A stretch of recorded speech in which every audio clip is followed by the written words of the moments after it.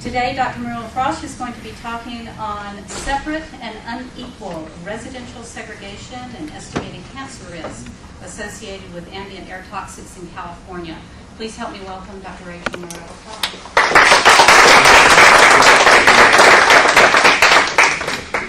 Thank you for inviting me. I'm hoping that this talk will stimulate some discussion about thinking about interdisciplinary approaches to begin to address environmental justice questions that researchers, academics, as well as advocates that have been concerned about environmental justice. How can we start to begin to look at the intersection of socioeconomic position and potential environmental health disparities, whether we're measuring that in terms of exposure to air pollution or other environmental hazards. Today's talk is going to be focused on air toxics, but I think a lot of the methods and the issues that are raised today can be applied to other contexts as well.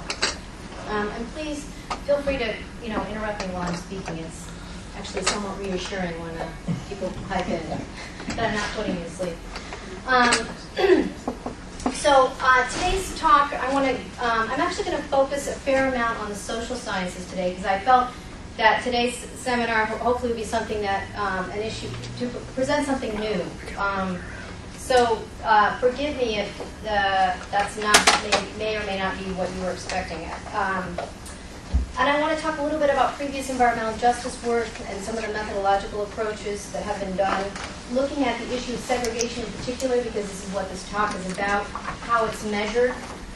So a little primer on Segregation 101, and then thinking conceptually about the relationship between segregation and environmental health generally. What is a conceptual framework that's driving some of my thinking in terms of these early analyses that I'm starting to do? And then look specifically at an analysis that I'm currently working on using US EPA's National Air Toxics Assessment data set.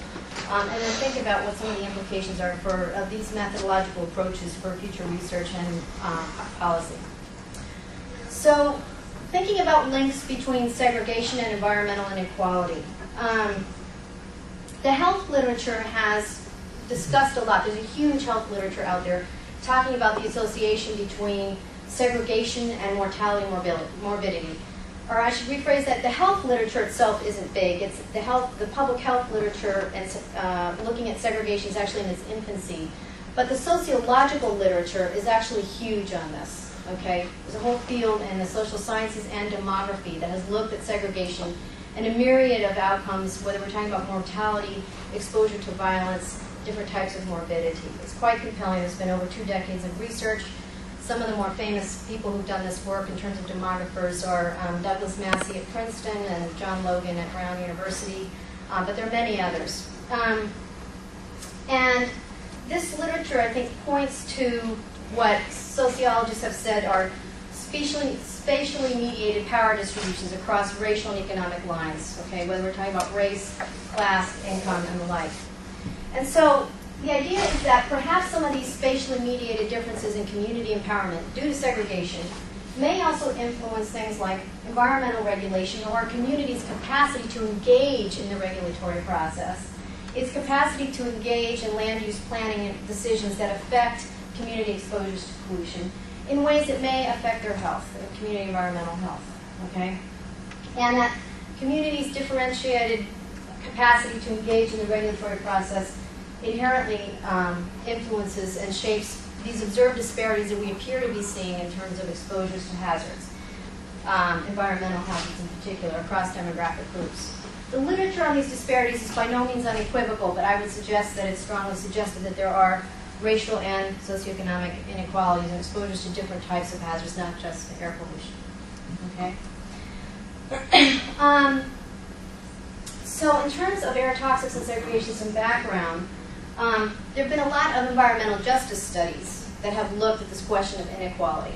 Okay? Many of them have looked at air pollution in particular. All right?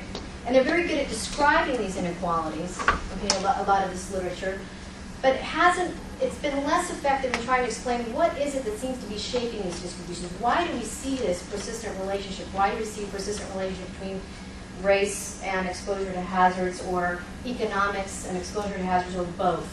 Okay.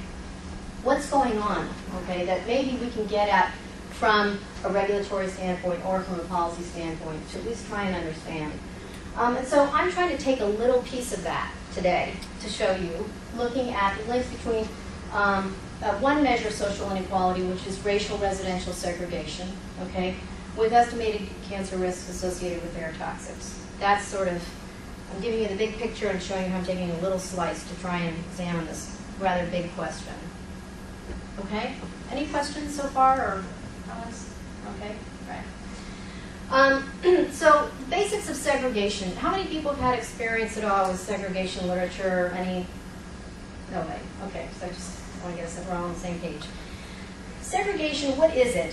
It's basically a measure that demographers use to describe the spatial separation of people by some characteristic.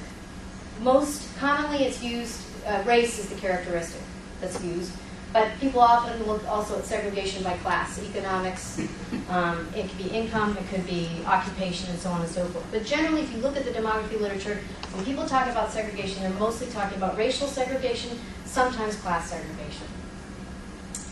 The literature strongly shows that segregation, racial residential segregation, concentrates things like poverty and other psychosocial stressors at the neighborhood level. In other words, if you live in a very segregated community, you are more likely to live in a poor community, extremely poor community. You are more likely to be exposed to different types of violence. Okay, you are also likely to lack certain types of services, for instance, access to health services. You are likely to be in a neighborhood that's less food secure, for example, less access to commercial supermarkets and the like. Segregation measures have been applied to the residential context in terms of where you live. Studies have also looked at the occupational context, which I also think is quite useful in terms of thinking about environmental and occupational health. But a lot of demographers have looked at occupational segregation issues. And then it's also been looked at the educational context, in part to look at whether or not the enforcement of Brown versus Board of Education is actually working. Okay, whether or not school desegregation plans, busing plans are actually working. The educational context could also be relevant for environmental health research in the future, especially if we're looking at issues of environmental health in schools. Okay? But characteristically, it's going to look at the enforcement of civil rights laws. So we characterize segregation by looking at racial inequality within a metro area, okay, or a region. Okay, that's generally the geographic unit of analysis that we're looking at. And we're looking at neighborhoods within a metro area to see how the racial groups are distributed within them, okay, within a metro area. And generally measures have focused on dyadic comparisons. So we're looking at black versus white segregation, Latinos versus whites, Asian Americans versus whites. So, traditionally, it's always looked at those comparisons always to whites, okay? However, more recently, people are starting to look at segregation in the context of racial diversity, which I think is very relevant for a state like California, where the bellwether of diversity for the rest of the country. And people are not just segregated from whites. There's, different racial groups are also segregated from each other. So there are ways to measure this. For purposes of my analysis, this is the type of approach I took, which was to look at it in the context of diversity. So I just want to give you one picture. Can I tell you an appointment? Well, I'll just point with my hand. This is a map of Detroit, Michigan, okay? So you can get a visual sense of what segregation can look like. And this is the most segregated metro area in the United States of America right now, okay? And so you can see that the panel on the left shows the dark green is where whites are living in relationship to the city core, which is here. So you can see that whites are living mostly in the suburbs, okay? On the right-hand side panel, the dark green represents where African Americans are living, okay? So this is a stark picture of what segregation can look like in the most segregated metro area of the United States. And this is just black-white segregation.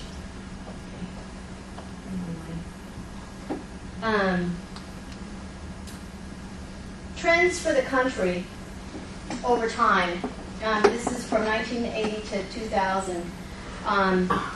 We look at segregation. Again, these racial groups, racial ethnic groups compared to whites, and you can see that overall segregation trends. This is a measure called the similarity index, which I'll explain to you in a second.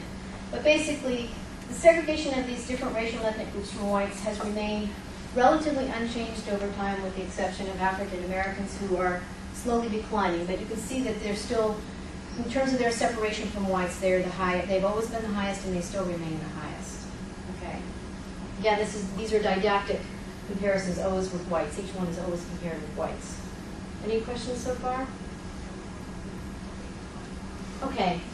So, in the public health field, in terms of people like us, people are just starting to look at this question of segregation. It's actually a relatively new field of inquiry. This literature is in its infancy. So, but the literature that is out there has looked at the relationship between segregation and morbidity and mortality, mostly adult mortality and infant mortality. There's also been a few studies that have looked at the relationship between racial residential segregation and tuberculosis, and exposure to violence and homicide. All of these areas suggest a relationship between segregation. Most of these studies have looked at segregation of African Americans.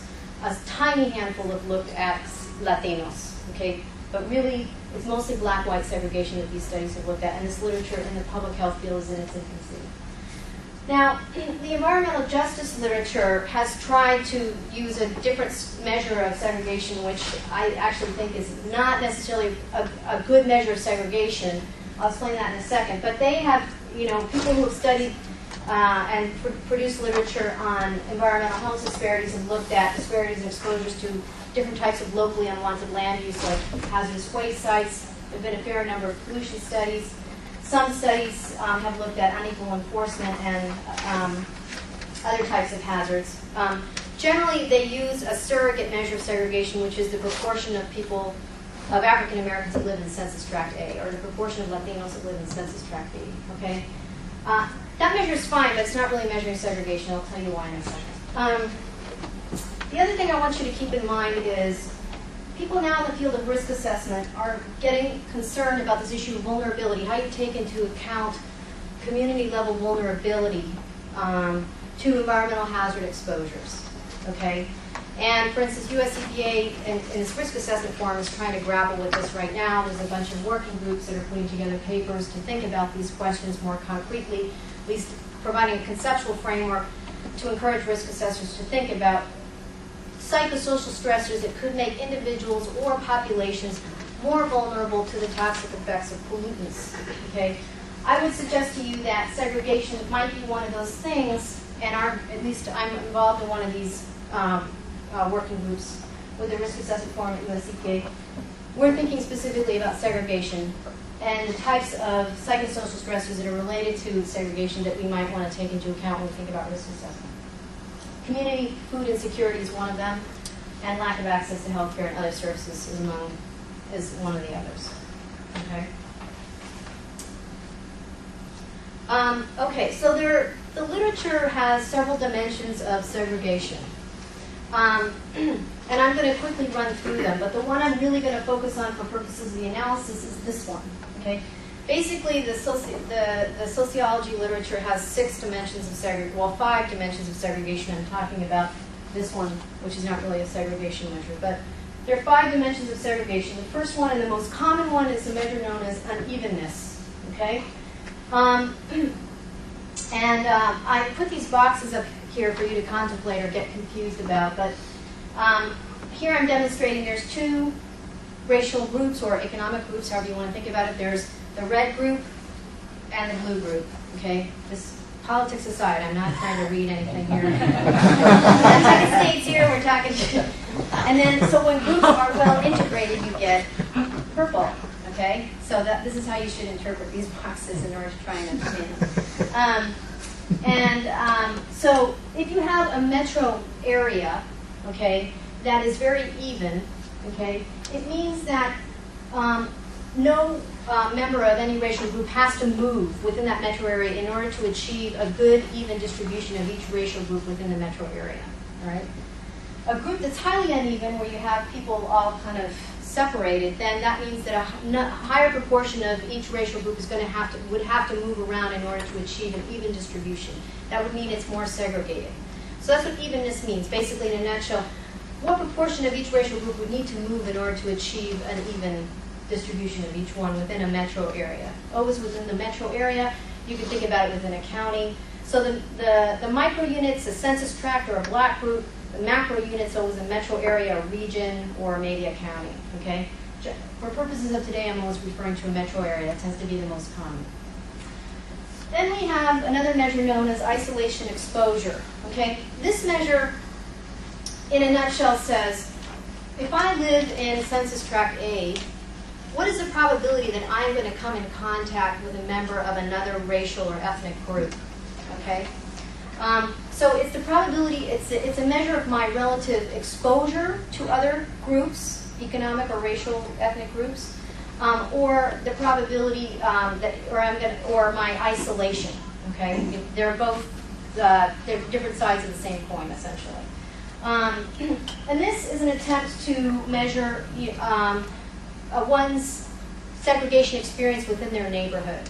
Okay, this is very common in the sociological literature. Has never been used in the public health literature.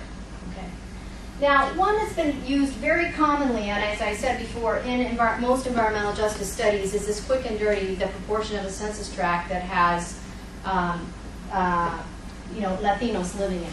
Okay. Now, I would say that that's actually an inappropriate measure of segregation.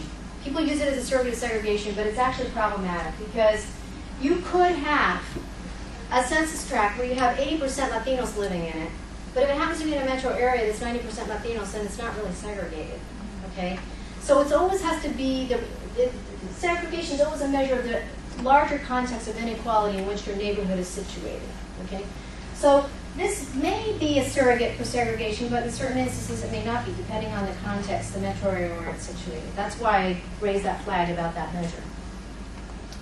These other ones I'm not going to spend a lot of time on, but there's other measures that have tried to get... Yes? In the previous slide, can you touch on how do you define interaction? Interaction would be, for instance, it's not interaction in the epidemiological sense. It's interaction... What's the probability, living in the neighborhood that I live, okay, as a Latina, what's the probability that I'm going to run into an Asian person in my neighborhood? Or what's the probability that I'm going to run into an African American person living where I live? If it's high, then I don't live in a segregated neighborhood. If it's extremely low, then I'm not going to come into contact with a person of another racial ethnic group, then chances are I live in it's probably I live in a very isolated community. Okay? Does that help you? So these try to get at sort of add what I call a spatial dimension of segregation. So concentration tries to get a sense of are racial groups that are segregated, is there a high are they living in very densely populated neighborhoods? Okay, that's what concentration is about. So it's literally trying to get at integrating some measure of population density within neighborhoods in terms of segregation.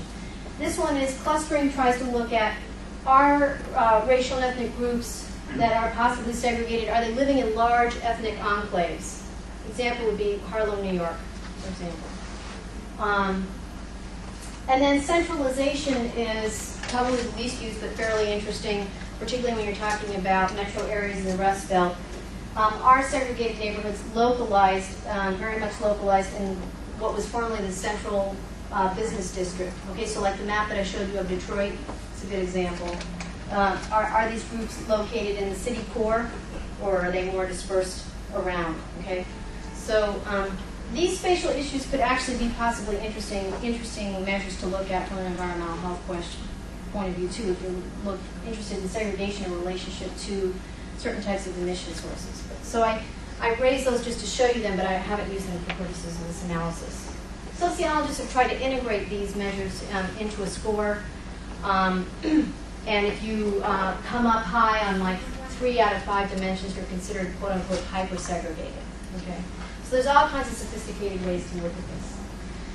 So in terms of segregation and environmental justice, I think it's worth looking at the issue of segregation because it highlights issues that people have been asking about, the political economy of environmental health. How do legacies of discrimination in terms of that maybe have dictated where people have been able to live and where neighborhoods have flourished, or other forces. It's not always, segregation doesn't always have to be a bad thing. Okay, people may be segregated because they've been steered there by discrimination in the real estate industry or the lending industry. It's also possible that there's segregation because of the growth of ethnic enclaves. People choose to live in immigrant enclaves where they feel like they're going to be able to get supported, where they're going to be able to speak the same language, so on and so forth. So I don't want everyone to assume that segregation is inherently always a horrible thing. It can be, but in other instances it can also be a positive thing. So how do these different types of histories shape what we currently see in terms of the distribution of different racial groups in relationship to pollution sources? Okay, and how do those maybe explain the patterns and the consistencies that we're seeing? And then, do segregation patterns affect diverse communities differently? In other words, are there certain groups that seem to be better off because of segregation? Or is it that all groups are suffering equally because they're segregated? Okay, segregation can be bad for everyone, or maybe some groups are benefiting more than others from living in a segregated community. The other thing I like about the segregation perspective is because it focuses on the metro area as well as the neighborhood, it's forcing us to think in terms of the fact that a lot of decisions about economic development, land use, transportation planning, all that kind of thing, lots of those decisions are very regionally based and local. Okay, so if we can get at that, maybe it has some implications for intervention, okay, and changing things. Okay, so I wanted to give you kind of a conceptual framework for how I think about this. I want to run through this just so that you know that how I think this kind of thing works. Basically, there are a lot of things that can lead to residential segregation and what I call uneven regional development. Okay, it could be because of political disenfranchisement of certain groups. Okay, depends, and those legacies can be very different. The legacy of discrimination in Detroit, Michigan, is very different than the legacy of segregation in Los Angeles, for example. Okay, so it's important to keep that kind of thing in mind in an analysis. There may have been previous legal reasons about why people live where they do, that now those real estate covenants and the like, okay, industrial development patterns, government regulation, where people drove freeway corridors, for example, all that has impacted segregation. Sociologists have actually documented that quite well. Lots of things can lead to residential segregation. This can impact community level factors and individual level factors, all of which have implications for the emission source, exposure, and health effect continuum, which is what we're all in the business of working on. Okay. So this can affect all kinds of things. These are all examples. This is not an exhaustive list. It can affect the built environment. So whether we're talking about land use, zoning decisions, traffic density, housing quality, all these things that might be very relevant to community health. Also, the social environment, the level of a community's capacity to engage civically in the political process and have an influence on land use decision making, all those types of things. Issues related to poverty, concentration that I alluded to earlier. And again, this is not an exhaustive list. I'm sure people could add tons of things here. Just trying to give you some examples. It also has an impact on individual level factors that may affect health. So an individual's level of social support, their income, whether or not they live in poor conditions. It could affect their working conditions. If their dietary and nutritional status, if they're living in a neighborhood without a working supermarket, chances are they're not going to be eating very well. All kinds of things. This may influence their health behaviors. For instance, if they're stressed out living in a violent neighborhood, there may be more smoking. Okay, all these things can influence each other. Okay, the community level factors can influence individual level factors and vice versa. And then all of these can have certain direct and indirect impacts on the emission source, exposure, health effect continuum. Okay, so I tried to, and then oftentimes we measure these. I'm trying also to give ideas of how we may measure them. Often we measure these at the community level. These types of things we tend to measure at the individual level. Sometimes there's a little overlap, but these are the kind of how we tend to measure and look at these types of things. Are there any questions about this before I continue? Because it's a big thing to swallow here. And these individual level factors tend to have more of an impact on this side of the continuum, although not necessarily exclusively. These community level factors tend to have more of an influence on this side of the exposure health effect continuum. Okay?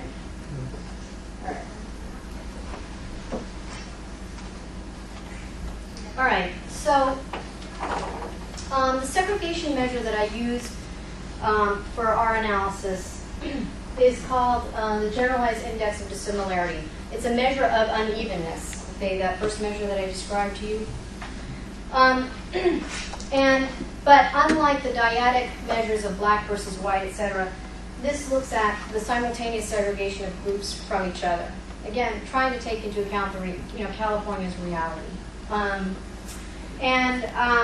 So N is the number of people in a racial ethnic group, subgroup in a particular census tract.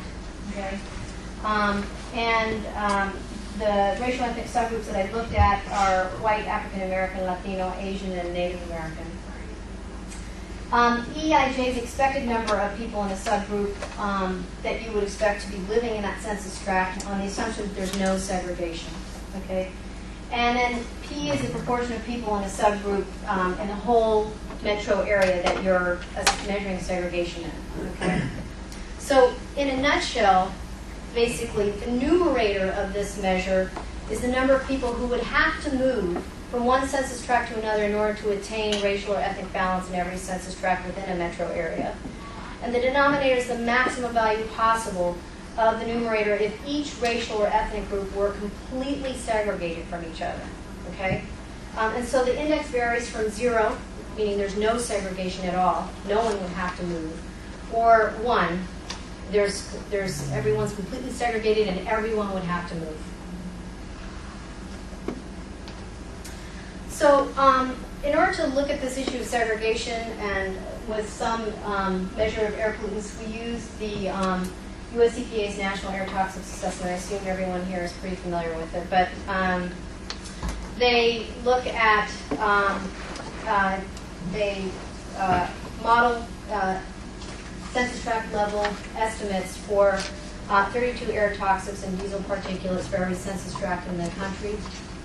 And they try to include mobile and stationary sources, including large point sources and area sources. So we could be talking about refineries, small fabricators, chemical manufacturers, and then non-manufacturing facilities such as utilities, hospitals, dry cleaners, auto body shops, and the like. And then they also try and get at both on-road and non-road mobile sources. So that includes cars, trucks, aircraft, agricultural equipment, and the like.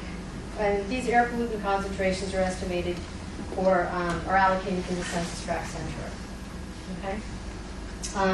This data is available on EPA's National Air Toxics Assessment website. It's downloadable. And they actually do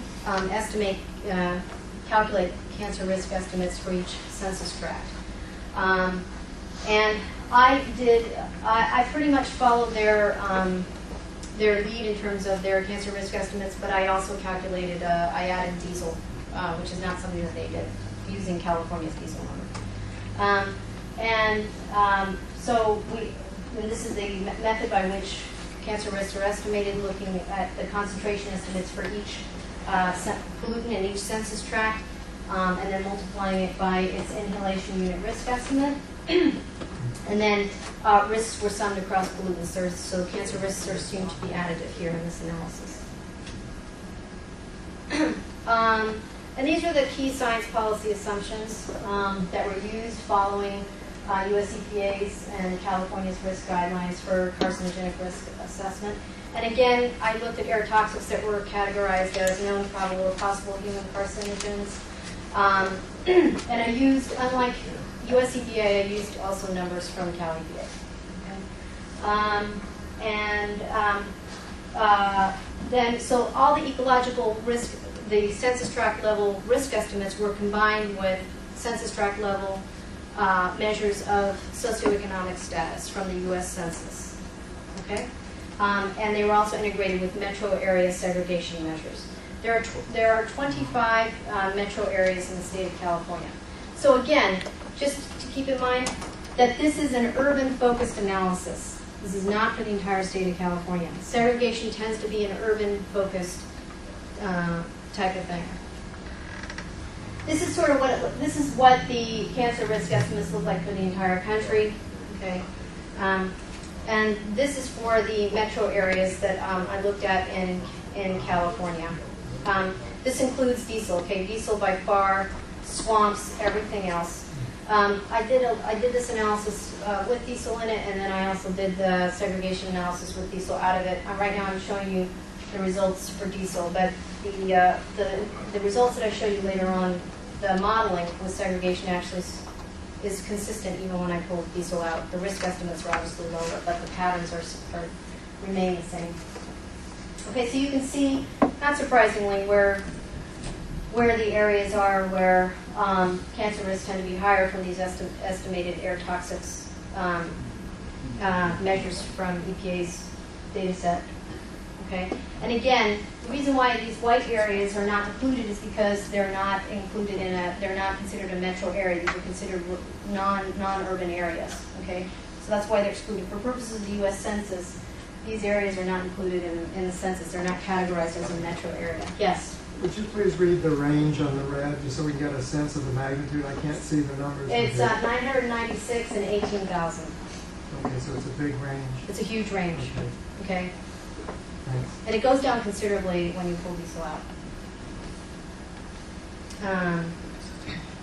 Okay, so then I show you the state of California, and this is looking at multi-group segregation in California metro areas. Okay, just so you can see which ones are categorized as extremely segregated, highly segregated, and then moderately segregated. Everything is segregated. Okay, you're never going to find everything everywhere is segregated. So, and if it's any, to give you a relative sense, I didn't bring a map of the entire country today, but the western part of the country has segregation and has high segregation, but it's not nearly as high as places in the Northeast where I'm currently living now, and in the Midwest. The Northeast and the Midwest part of the country are the worst, followed by the South, and then as you go west, it starts to get less segregated. Okay, just to give you a pattern.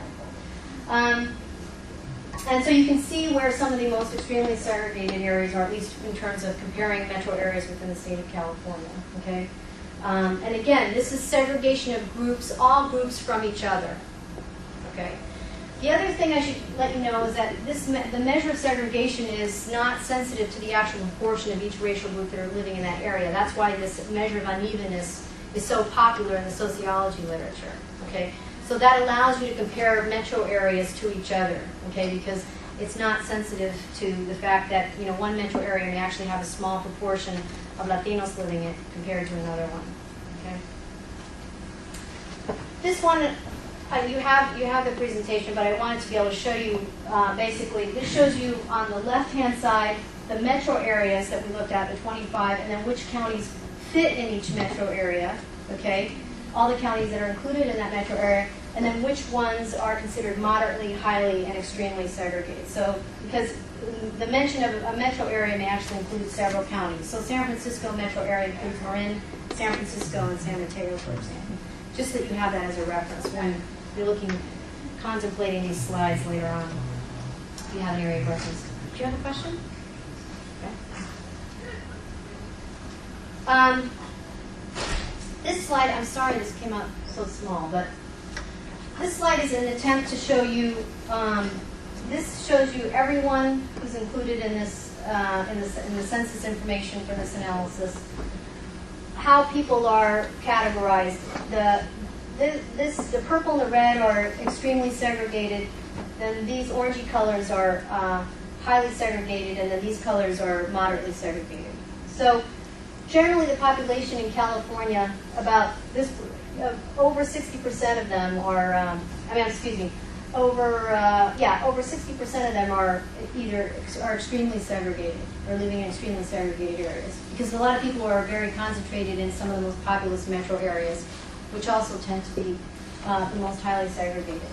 And then you want to look at each racial group separately to see where people are living. So you can see here that non-Hispanic blacks, African Americans, a huge proportion of them are living in areas that would be categorized as extremely segregated. Okay? Compared to whites, which are a smaller proportion of whites that are living in areas that are extremely segregated. Hispanics are kind of in the middle. Okay? Latinos. And then Asian Pacific Islanders are actually fairly high as well. Okay? So you get a sense of, here's how the total population falls out in terms of who's living in segregated areas, and this is how it breaks down across the racial groups. Okay, this is another one of these things that probably is too small to read from the back of the room, but this is contribution to estimated cancer, average contribution to estimated cancer risk. This is diesel. This is what I mean, that diesel swamps everything, okay? And this is why we did this without diesel. But, so you get a sense of the pie chart. It's a big contributor. Okay, so the first thing I did was look at what is the average estimated cancer risk by metro area by level of segregation. So this is low, moderately segregation, which is from 0.15 to 0.34, which means like 15% to 34% of people would have to move around in order to get some kind of even distribution. This is highly segregated, so 35 to 44% of people would have to move around in order to get evenness. And this is extremely segregated, 45 to 56% of people would have to move around. Okay? And what you see here, and then this is broken down by source type because the NATA shows you emission source contributions. So these two are mobile sources. This is driven a lot by the huge contribution of diesel. Okay? And then these are area sources, and the point sources are smaller. If you pull diesel out, the relative contribution of these bars changes quite a bit, actually. But this increasing pattern by segregation stays very consistent. Okay? So what you see here is that the average cancer risk associated with air toxics does increase by level of segregation. This relationship holds no matter kind of how you break it up or whether you break it up in even more discrete categories. It's pretty consistent. Okay? And then this is average across all metro areas. Right? So you can see that something about living in a non-segregated area appears to be, expose you to less pollution. Do you have a question? The cancer risk estimate here, it's the maximum for the whole state is around 700, in that range. It's the average, yeah. It's the average, but your highest one there shows almost 18,000. That was the maximum. So this is the average across all metro areas. And that 18,000 would correspond somewhere in the last slide. Yes. Yeah. But if you pull out the outliers, you still see this. So you don't see such, when you pull out diesel, you don't see these huge outliers.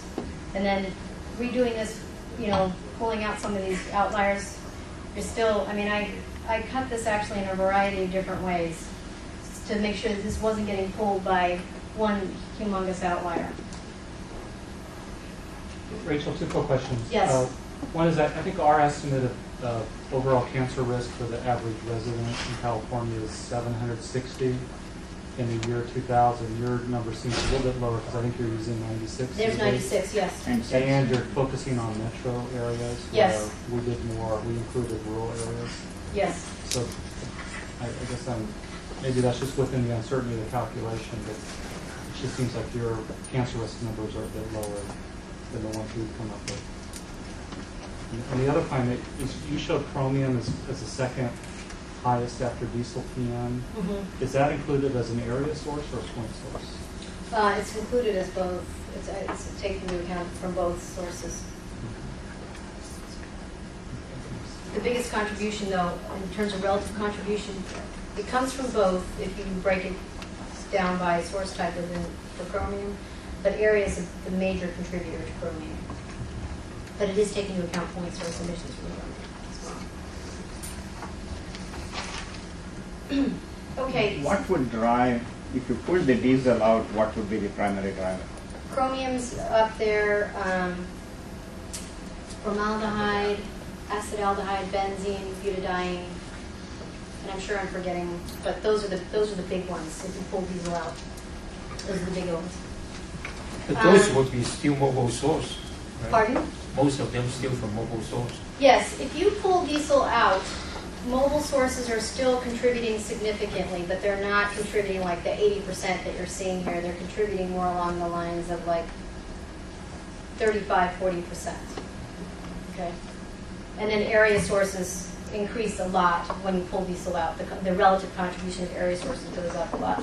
Point sources goes up a little bit, but the major source contributors when you pull out diesel are area and mobile source emissions, basically. Okay, so then I looked, in order to sort of do a comparison between racial and ethnic groups in terms of their relative burdens, in terms of estimated cancer risks associated with air toxic, these air toxic concentration estimates, calculated a population risk index, which is basically something that's population weighted for each racial and ethnic subgroup. Okay. In order to be able to do a racial comparison across segregation categories. So, this graph, again, shows you moderate, high, extreme segregation. Each of these lines represents a racial or ethnic group. This is the average for each racial or ethnic group across all metro areas. Okay? And the pattern that you see here is, and then the gray is for all residents. The pattern that you see here is that overall, okay, the burden's going up for everybody. Okay, there's definitely there's some differences, although there's some kind of bouncing around of some of these groups. The red line, the yellow line are non-Hispanic Native Americans. These numbers are relatively small, so a little bit of caution there.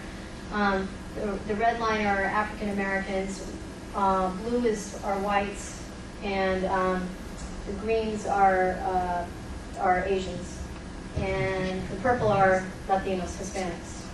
Okay, so you can see that there's some differences. And but that overall, and that these differences appear to be much less among lower levels in metro areas with lower levels of segregation, and that things start to widen a bit among these groups as you get more segregated. Okay, and it's also going up for everybody. So disparities are widening a little bit, and everyone is having a higher pollution burden in a more segregated locale.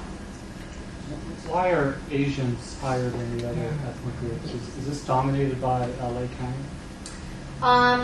Part of it has to do with LA County, and it also has to do with San Francisco. And the other thing is that if you, this is what I'm working on right now. I didn't have these results. I don't have these results yet, but I'm actually looking at subgroups of Asian Americans because I actually think that you're going to see some very different patterns if you start breaking up some of the Asian subgroups, that some groups are much more segregated than others, and that this pattern might change a little bit when you start looking at some of these subgroups. But it's a lot of this is LA and San Francisco. Yeah. Will it change quite a bit if you use a 2000 census? If you use the 2000 census? It changes a little bit, but not as much as you would expect, actually.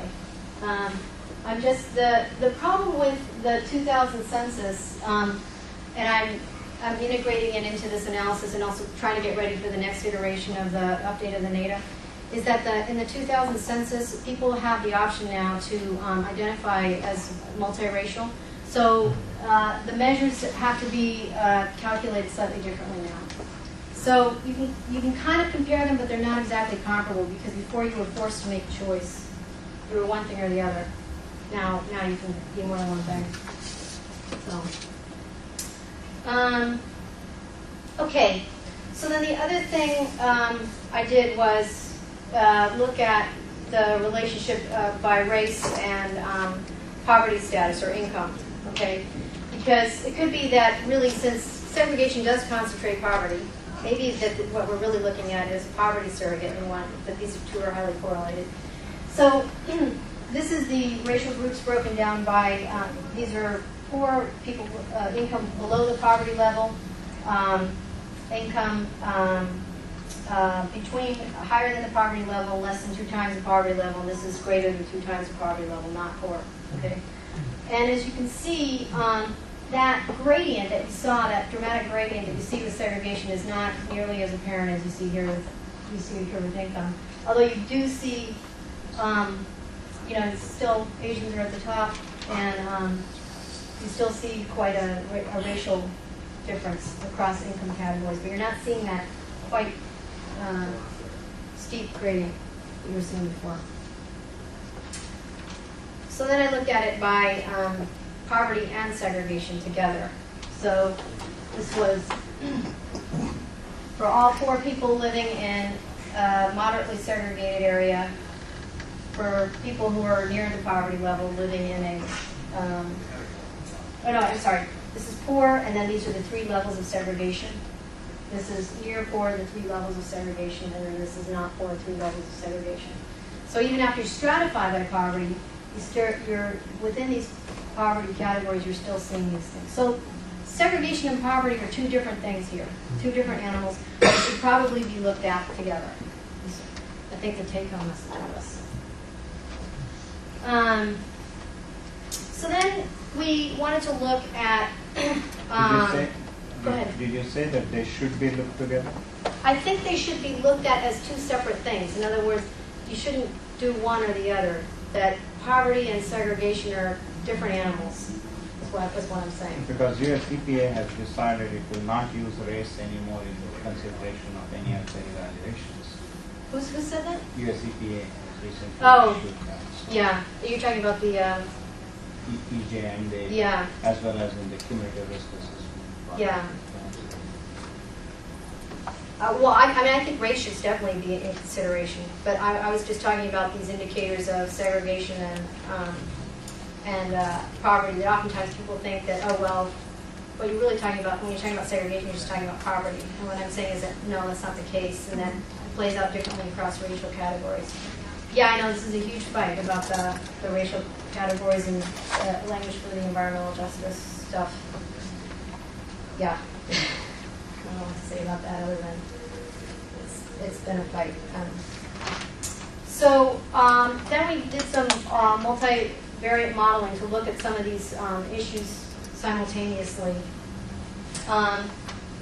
And we looked at, in addition to segregation, we wanted to look at tract level measures that may influence these initial results that I was just showing you. So we looked at population density within the tract. We also looked at a measure known as the Townsend Index, which is a measure of wealth. Okay, this is a very common measure used in the social epidemiology literature, which acknowledges the distinction between one's income and one's assets. Okay, this measure attempts to get at a measure of one's assets, and their living conditions. And their level of economic security that they have apart from how much money they make every year. So this gets into their housing conditions, whether or not they're employed, whether or not they own a home, which is a measure of assets, and whether or not you own a car. Okay? And you create this index in order to get at that sort of asset economic security measure. We tried looking at sprawl. We're still kind of working on this one. If anyone has a good measure for sprawl, I'd love to see it. So I actually have not included this in the model yet, but I'm trying to come up with a measure of sprawl. And then we looked at eligible voters as a proxy of community-level civic engagement in the political process or empowerment. And then we're looking at average commute time by county, okay? Because mobile sources was such a huge contributor to all of this. Rachel, can commute time help you figure out sprawl? So at least here we know that commute times are decreasing because our sprawl is increasing. Yeah, different sprawl measures actually take into, some of them take into account commute time as part of the sprawl index score.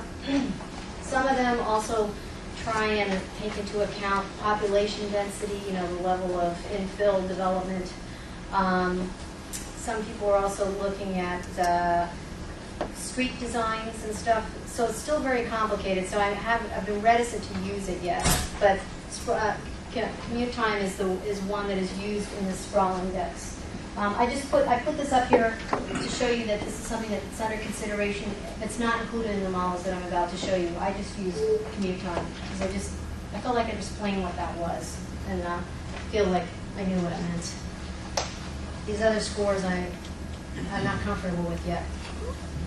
Okay, so this is just a crude model with nothing other than segregation and race. And this is looking at sorry you can't see this bottom part, but each of these colored dots corresponds to this table, basically, so you can see the picture of pattern, or you can look at these numbers if you want. Again, each of these colors corresponds to the same racial groups that I showed you before. And this is looking at cancer risk in comparison to the lowest segregated, the moderately segregated level, okay?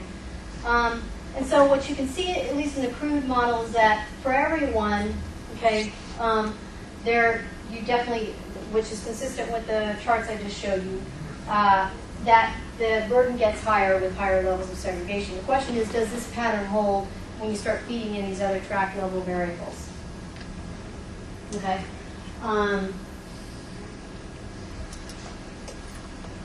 And after taking into account population density, track level poverty, the measure of wealth that I described to you, the Townsend Index, and county voter turnout, and then metropolitan area average commute time, okay?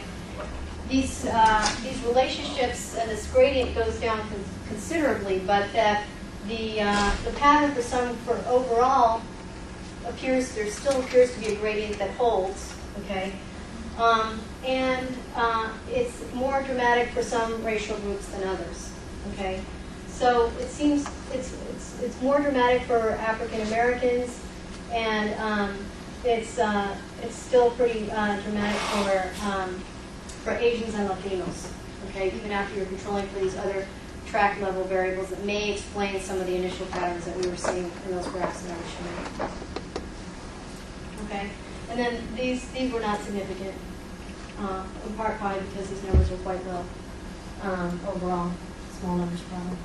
Rachel? Yes. Could you explain the R squared? I noticed an increase from the previous slide from 15% to 42%. Yeah. Adding more covariates only added another 27%. Yeah. In this model. Yeah. Yeah. So there's a lot more going on. Right. Yeah. Low. Yeah. So what do we make of all this? One is that I think that this is one of the first attempts to look at racial segregation in relationship to an environmental health problem specifically. In this way, apply these sociological measures to an environmental health problem. There's only one other study that's done this before, which is a study done by Russ Lopez a few years ago. He used the cumulative exposure data. He used a very different methodology and measure of segregation.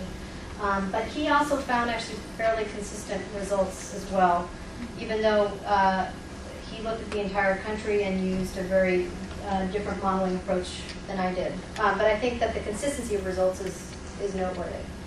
And that even after you stratify by segregation, you can see that all demographic groups appear to be impacted by segregation. Whites and communities of color, okay? Not necessarily equally, but that pollution burden seems to be going up for everyone, okay? And the disparities among groups appears to widen as you increase in segregation. And that even after controlling for a lot of track level variables that might explain what's going on, that this gradient appeared to persist. There are a lot of limitations with this type of study. Obviously, these ambient concentrations are not at all reflective of what people are actually exposed to. They don't include indoor air exposures. We're looking at 96 exposures. This may have changed significantly over time. There's still pollutants that couldn't be included in the data because we have limited cancer toxicity information. The dispersion model that's used, papers have shown that, and this explains Bart's question, that the dispersion model does appear to underestimate concentrations of certain pollutants.